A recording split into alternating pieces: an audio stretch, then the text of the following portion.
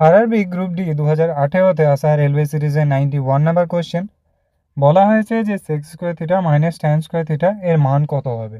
তোমরা যদি ত্রিকোণমিতিক চ্যাপ্টার থেকে যে কোনো প্রকার অঙ্ক করে থাকো, তাহলে ত্রিকোণমিতির চ্যাপ্টারে তিনটি মোস্ট ইম্পর্ট্যান্ট আইডেন্টিটি আছে।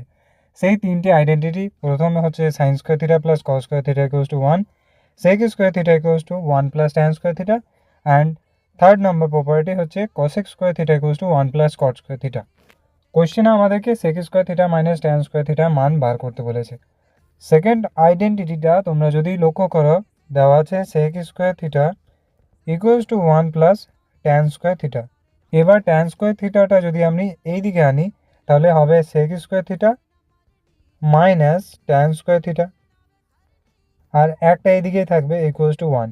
তাহলে কোশ্চেনে যেটা বলা আছে তার মান আমরা অপশন সেকেন্ড অর্থাৎ 1 পেলাম। একই ধরনের কোশ্চেন যা ত্রিকোণমিতির চ্যাপ্টার তিনটি আইডেন্টিটি থেকে আসা কোশ্চেন, যেটা আরআরবি গ্রুপ ডি 2022 এসেছে। প্রথমে কোশ্চেনটা অবশ্যই বুঝতে পেরেছো, তাহলে সেকেন্ড কোশ্চেনটা তোমাদের জন্য হোমওয়ার্ক রইল, এবং এর উত্তর অবশ্যই কমেন্টে দেওয়ার চেষ্টা করো।